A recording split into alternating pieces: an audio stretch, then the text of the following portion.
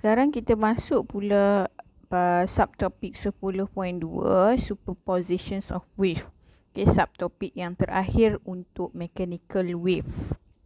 Okay, yang pertama adalah dia kata state the principle. Okay, syarat-syarat lah. Okay, syarat-syarat untuk dia jadi superpositions. Okay, for the constructive and destructive interference. Kalau siapa yang belajar bahasa Melayu di sekolah menengah, konstruktif ni membina lah. Okey, membina. Okey, yang ni memusnah. Okey. Okey, bagaimana, apa syarat-syarat dia? Okey, biasanya konstruktif ni dia punya syarat dia ada 3. Okey, dia ada 3 syarat. Okey, yang pertama adalah mesti same wavelength. Okey, frekuensi. Okey, kalau dalam tu saya rasa macam ada kesalahan sikit. Nanti saya abang lain lah. Dan dia in phase lah. Yang ni anti phase, beza depa. Yang ni anti phase. Lagi kita pergi tengok lebih lanjut. Okey, yang kedua adalah use standing wave. Use sahaja, use. Tak perlu derive. Tapi nanti saya ajarlah bagaimana equation ini terhasil. Okey, standing wave. Nama lain dia boleh juga sebut stationary wave. Stationary ni bukan alat tulis ah. Stationary ni maksud dia pegun lah. Okey, pegun. Pegun tu maksudnya apa, madam? Oh, tak biasa dengar ah. Pegun tu maksud dia statik. Okey, statik, tidak bergerak. Dia bergerak, tapi kita nampak dia seolah-olah duduk macam tu je. Okey, dalam eksperimen yang terakhir kalau tak salah saya. And then discuss progressive dan standing wave tu apa beza dia lah. Kalau dalam buku modul kamu tu dia letak table. Okey, nanti kita tengok. Kita pergi dulu yang A. Okey, yang ni example dia. Saya ambil terus daripada awak punya modul. State whenever 2 or more. Dia kata 2 or more. Tapi awak belajar ni 2 je lah. Okay, 2 or more waves are travelling in the same region. Resultant displacement dia iaitu y kita lah at any point is a vector sum of their individual displacement. Sebab kita ada ni lah. Ni lah dia tunjuk. Okay, kalau kata yang datang yang pertama ini datang sebelah dari kiri ke kanan, yang ni dari kanan ke kiri bertembung, di mana dia orang kata apa ni, puncak bertemu puncak, dia akan jadi 2 kali ganda lah. Untuk B ni dia akan jadi konstruktif. Okay, yang ni destruktif. Okay, destruktif. Yang mula-mula tu konstruktif. Okay, so dengan kata lain, superpose apabila wave 2 wave bertembung tu, kita kata dia superpose lah. Dia tak kata mix lah. Mix tu macam kita bagi salam je, selisih lah. Okay, yang ni bukan selisih, dia superpose. Ataupun kita kata interfere lah between two wave tu. Okay, akan menghasilkan interference. So konstruktif dengan destruktif tu adalah hasil daripada interference yang berlaku. Okay. Okay, so dekat sini syarat untuk berlakunya superpositions ataupun interference mestilah same wavelength. Kalau tak salah saya kat sini dia ada all frekuensi lah. Okay, and dia in phase akan menghasilkan konstruktif. Syarat untuk destruktif pula same wavelength all frekuensi and anti-phase. Maksudnya anti-phase, kalau in phase ni contohlah yang ini dia bergerak ke kanan. So bertemu pula yang ini pun sama, nampak kosong dia naik atas, kosong dia naik atas. So sama phase lah. Kalau yang untuk destruktif ni, satu naik atas bertemu dengan yang bawah. Dia jadi macam tu. Okay, anti-phase. Okay, akan menghasilkan kosong lah. Sebab ni positif amplitude, ni negatif amplitude, akan menghasilkan kosong macam tu. Ni yang dilukis merah ni. Okay. Next, kita tengok pula apa itu stationary wave. Nama lain dia dalam tu adalah standing wave lah. Okay, dia kata wave profile of the wave does not move. Kita akan buat macam ni. Kalau dalam makmal, kita ini meja makmal. Okay, ni lantai lah. kita ada satu alat kat sini kita panggil vibrator. Dia ada jarum kecil. Dekat jarum tu kita akan ikat dia benang. Benang tu ada macam tu. So kat sini benang. Okey. Lepas tu dekat hujung ini kita akan letak satu puli lah supaya dia boleh duduk. Dan bawah ni kita akan ada slotted mesh supaya dia fix end. Tujuannya apa? Apabila kita gerakkan, kita on lah yang ni vibrator ni. Vibrator ni dia akan buat macam burung apa tu belatuk yang duduk patuk pokok tu. So dia akan buat kat sini. Jadi string ni akan vibrate, akan buat wave macam tu. Sampailah dekat bawah ni. Jadi dekat bawah ni fix end. Jadi dia akan, bila fix, dia ni akan melantunkan balik dia punya wave.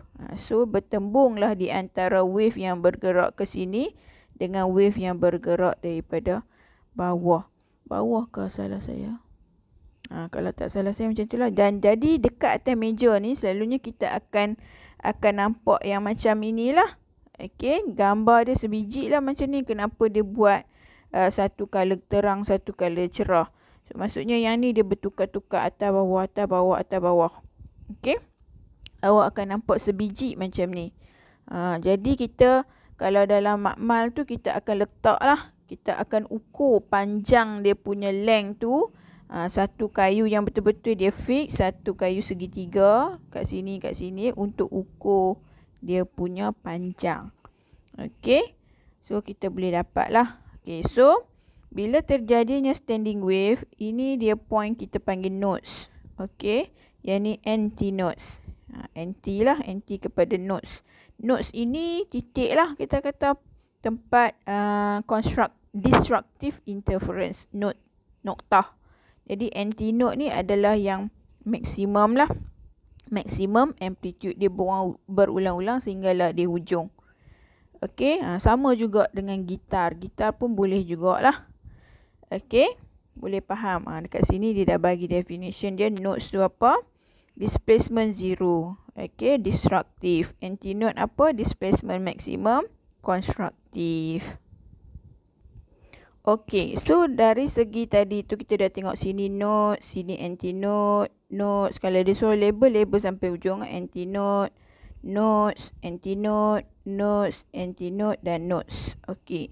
Jarak dia masih lagi kita pakai. Jarak ini sampai nodes dengan nodes yang sini adalah lambda. Nampak? Satu oscillation lah ni. Satu. One completion tetap lambda. So sini adalah separuh lambda. Jadi dia ada sebut. Dia suruh awak cari distance between two consecutive. Okay, so dia kata distance between two consecutive. Allah terpadam. Two consecutive. Apa maksud consecutive? Dengan kata lain, adjacent lah. Apa maksud adjacent? Adjacent tu bersebelahan. Jadi kalau dia suruh cari distance between two consecutive, ini nodes. Antara node dengan node yang bersebelahan adalah node ini dengan node ini. Kalau nak ambil. Kalau nak ambil apa lagi? Kata kalau awak tak maulah ambil awal-awal dengan yang kedua kan. Bolehlah ambil asalkan yang bersebelahan. So sebelah ni, yang ni dengan yang ini pun boleh sebab asal dia sama. So formula dia adalah lambda per 2. Okay, selain dia menggunakan nama konsekutif, dia akan menggunakan adjacent. Ada juga dia sebut successive. Okay, successive. Benda yang sama, semua pakai formula ini.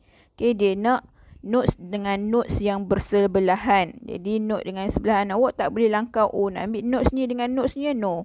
Node tu dah jadi lambda.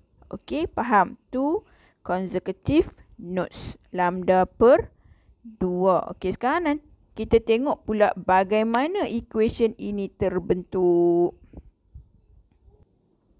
Okey, so kita tadi dah cakap superpose ni mesti ada satu wave daripada sebelah kiri bertembung sebelah kanan. Okey, kita tengok kat sini. Y1 ni maksudnya wave yang pertama lah. Dia bergerak dari mana ni kalau tambah ni? Kita dah tengok kan, dia bergerak to the left. Maksudnya dia bergerak daripada to the left, dari kanan ke kiri. Dia bergerak macam tu. So wave dia macam tu lah. Macam tu. Silap colour lah pula. Okey, Y2 ini pula negatif kat sini. So dia bergerak to the right. Jadi dia bergerak ke sana. Okey, ke sana. Tak bertembung lah pula kan. Tak apalah. Maksud saya, Y saya tukar. Saya tukar jadi macam ini. Okey, boleh je sebenarnya. Okey, kita namakan ini Y2, Y1. Jadi duduk terbalik lah. Jadi kalau duduk terbalik, yang ini akan bergerak Y2, Y1 ni akan bertembung dengan Y2.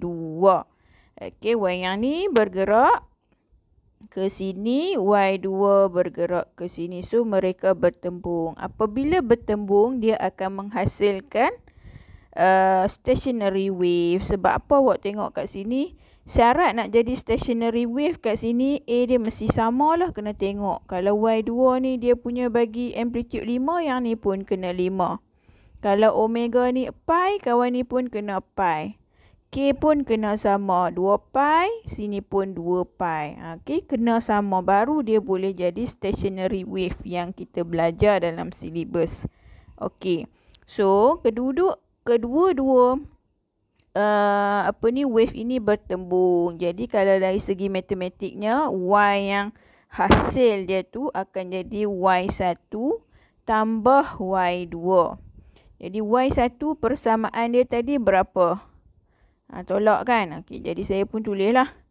A sin omega t minus kx. Okey. Saya buat kurungan ni untuk Y1 tambah dengan Y2A sin omega t tolak kx tambah kx. Okey. Okey. So, dari segi matematik kita kena expand benda ni. Sin omega t tolak kx, sin omega t tambah kx ni dia jadi apa? Dia akan jadi... Okey, dia akan jadi apa? A saya buat keluar lah. Okey. Sin omega t cos kx tolak. Okey, ambil pula cos dulu. Cos omega t sin kx. Ini yang mula-mula ni. Untuk Y1 kita kembang. So, saya tambah Y2. Saya ambil colour lain. Y2 ni kalau kita kembangkan, expand dia akan jadi apa? A sin omega t cos kx tambah, sebab kat sini tambah kan? Tambah cos omega t sin kx. Ni untuk Y2. So, expand lah, darab. Ini pun darab dengan ni. Kita akan dapat apa tu? Kita akan dapat A sin omega t cos kx tolak A cos omega t sin kx untuk Y1. Situ. Tambah A sin omega t cos kx tambah A cos omega t. Salin balik je lah. Sin omega kx, habis. Ini untuk Y2. Jadi, bila kita nak pemudahkan, kita buka lah kurungan-kurungan ni. Okey, bila saya buka, yang ini tak ada lah kan? Yang ini kekal jadi tambah lah. Jadi, kalau kita tengok, satu tolak, satu tambah. Yang ni sin omega t cos kx. Untuk ni pun dia positif juga. Yang ni tolak. Yang ni kita cancel dua benda ni. Sebab satu negatif, satu positif. Tinggallah dua benda lah ni. Okay, so bila jadi dua benda lah ni, dia sama dengan hasil dia ni. Saya tulis dengan pen lain. 2A sin omega t cos kx. Tak payah pening-pening. Awak tak kena derive pun. Yang saya nak tunjuk supaya awak faham bagaimana kita dapat persamaan tersebut. Inilah persamaan dia. Dan A ini dia guna A kecil yang ini. Yang ni dia guna A kecil dengan A kecil. Untuk stationary awak kena faham 2A ni adalah 2 kali ganda A yang asal lah. Contoh, kalau yang tadi ni dia bagi dekat awak 5 kan. 5, maka kat sini dia akan jadi 10 lah. 10 lah. Okey. Hasil tambah individual amplitude bagi setiap wave. Okey. Sebab tu dia tulis kat dalam buku awak tu 2A bersamaan dengan A. Awak kena ingat lah untuk stationary formula dia tu. General dia bagi macam ni saja. Saya tak salin tadi. Kita tengok. General dia bagi Y equal to A sin omega t cos kx. Dah tak ada kurungan dah. Dia main sekali. A ini adalah 2A. A ini pula. Okay, A ini pula adalah amplitude bagi setiap wave tu lah. Bagi wave Y1. Silap. Okay. Bagi Y1 dan Y2. Kan syarat dia nak kena jadi kena amplitude yang sama kan. Jadi 2 kali dia lah. 2 kali amplitude Y2 dan Y1 tu. Okay. So, sin omega t cos kx. Ada function dia kita nak kena guna cari notes dan nak kena cari anti-notes. Okay. Faham dah yang ni? Okay, kita tengok example 10.4. Okay, ni dia dah bagi siap-siap dah. Cuba check tengok adakah dia boleh menjadi stationary wave. Okay, tengok 3 dia sama. Omega dia sama. K dia pun sama. So, kalau kita combine dia nampak satu positif dari kiri ke kanan. Ni dari kanan ke kiri dia akan jadi stationary lah. Kalau dia tanya. Dia kata two harmonic wave are represented by equation below. State the types of wave that can be formed when the two wave is interfere ataupun superpose. So, nama dia stationary wave. Standing wave. Okay, standing pun boleh. Standing wave. Okay, so dia kata write an expression for the new wave when both superpose. Superimpose pun sama, superpose pun boleh, interfere pun boleh. Jadi kita macam biasalah kita tahu untuk stationary punya A ataupun nak senang kita tak payah tulis A lah. Kita tulis, takut lupa kita tulis 2A kecil sin omega t cos kx. Cos dengan K, sin dengan omega. Jadi kita tengok A dia berapa? 3. 2 darab 3 sin omega dia pi t cos K dia berapa? Pi juga. Pi x. Jadi dapat apa? 6 sin pi t cos pi x. Tulislah where. Jangan lupa. Where y and x in cm, t in second. Habis dah lah. And then dia kata determine amplitude of the new wave. So 6. 6 apa? 6 cm. Okey, example seterusnya ni saya rasa penting untuk saya terang. Kalau awak nak baca sendiri, bukanlah saya doa awak tak faham. Tapi saya rasa tak faham lah. Yang kata lainnya. Okay, example 10.5. Okay, dia dah bagi dah equation stationary wave ini yang ini. Okay, so kita boleh tahu lah.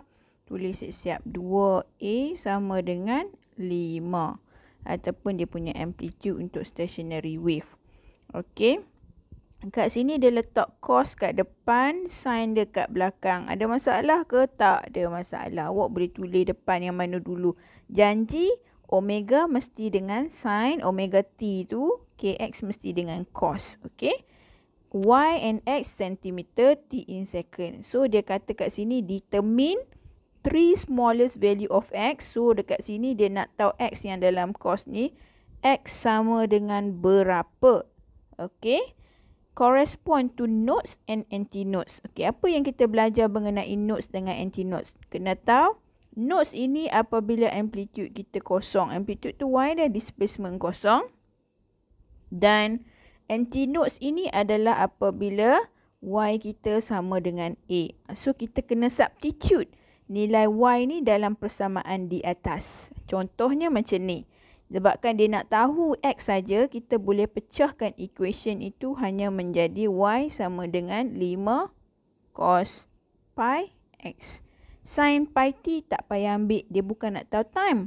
Sekarang kita nak tahu x. Ambil ini sekali dia punya 2a tu. Okey, untuk jawab soalan A.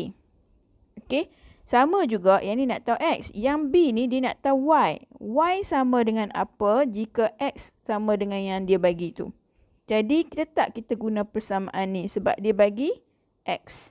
Kalau dia bagi y sama dengan apa jika t sama dengan ni, yang ni kita kena pakai y sama dengan 5 sin pi t. Cos pergi mana? Cos tu ada x, jadi kita tak guna yang tu. Okey? Madam, pasal apa guna yang tu? Sebab kita cuma nak cari t dan kita cuma nak cari x, ataupun kita nak cari y, dia bagi x, kita nak cari y, dia bagi t. Okey, faham? Okey, sekarang kita tengok soalan A dulu.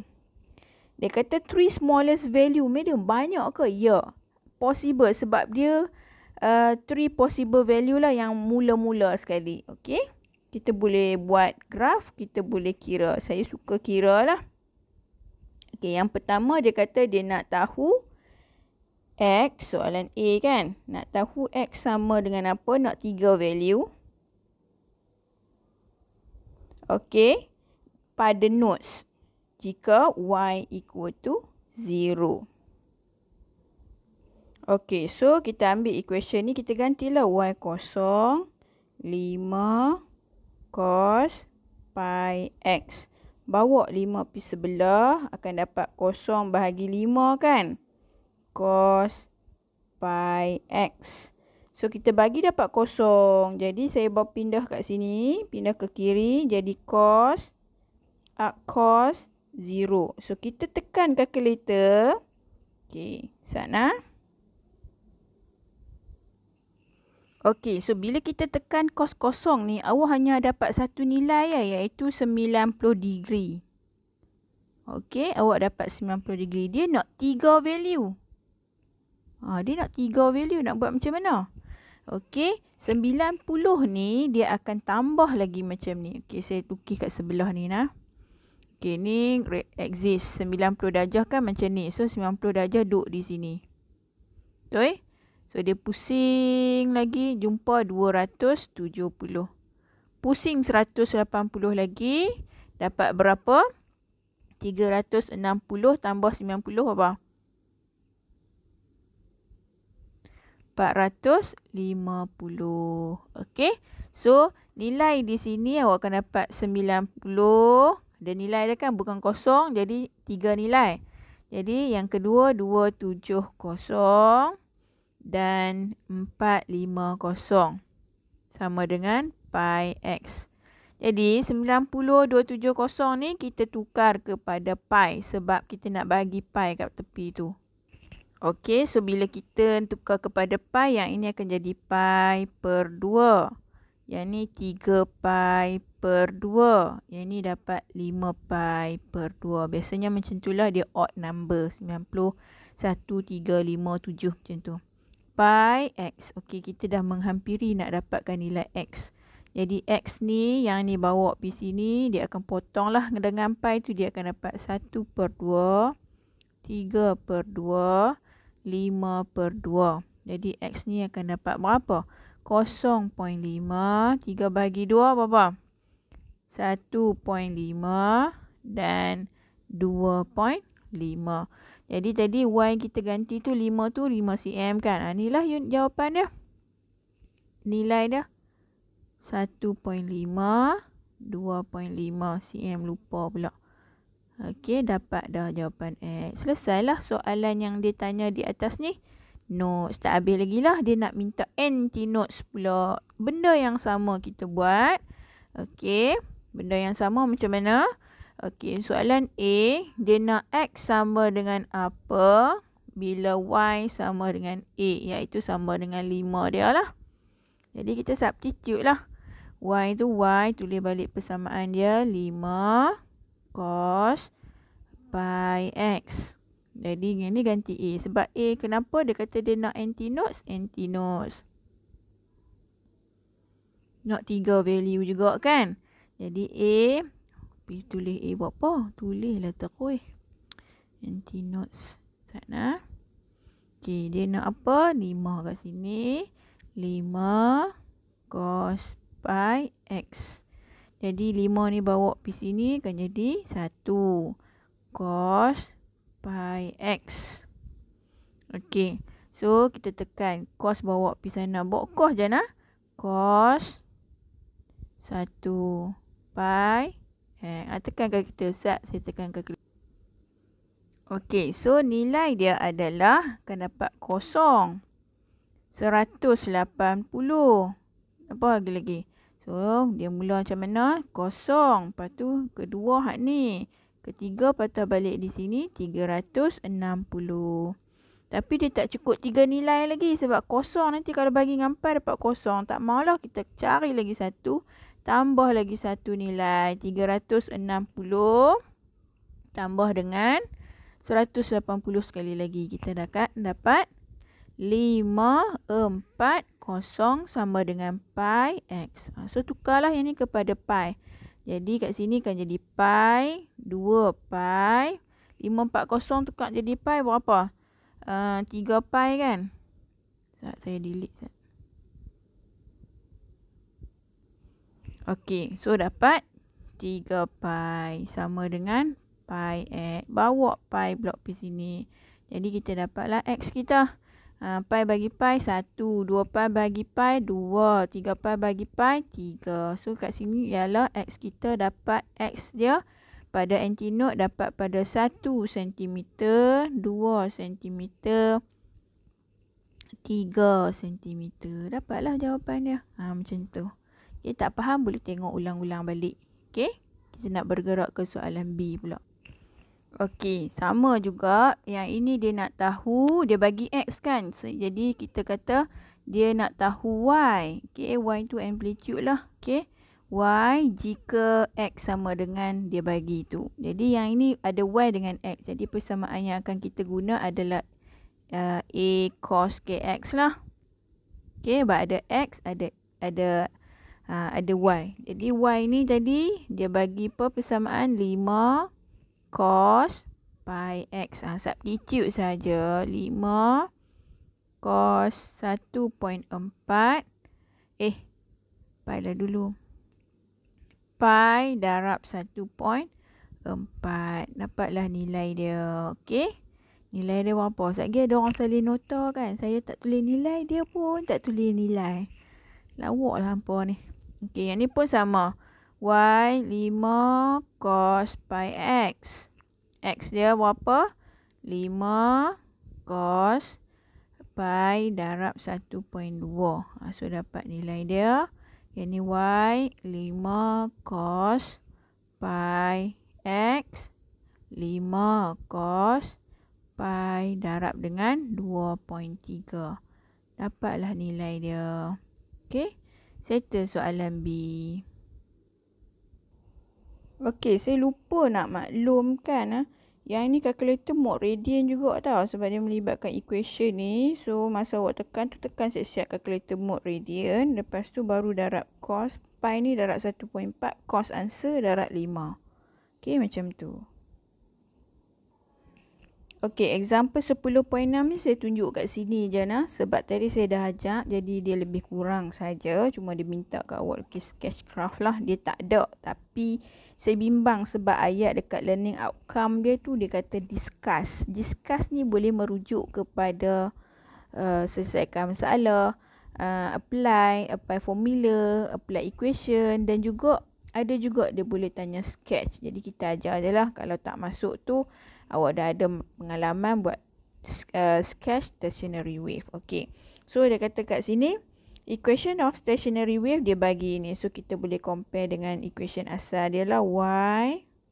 Dia tak melekat pula, tunggu sana. Okey. So equation ni dia dah bagi. So kita compare lah. Y equal to 2a cos kx sin omega t. So kita tahu dah omega dia pi radian per second. Biasakan diri awak selalu tulis sekali dengan unit. K 2 pi. K unit K akan ikut x kan. Okey, kita cari x dan sentimeter. So sentimeter negatif 1. Jadi kita punya amplitude yang besar tu adalah 8. Ni akan ikut y sentimeter juga. Dia kata sketch a graph displacement. Dia nak y against x. Maksudnya value-value kat sini ni, koordinat dia kita kena ambil y, x dengan x dengan y lah. Okay, t tu macam mana kita nak hilangkan. Okay, ni dia dah bagi tahu dah. Dekat sini t kita kena masuk 0.25 t untuk masukkan dalam persamaan ni supaya kita tinggalkan x dekat situ. Okey. So kalau kat situ kita tengok kat sini nah. Saya tunjuk terus kat sini lah kalau saya tulis lambat. Jadi dia cari dulu berapa time yang kita nak masuk dalam equation. Dia nak t yang sama dengan apa tadi? T yang sama dengan payah pula nak scroll.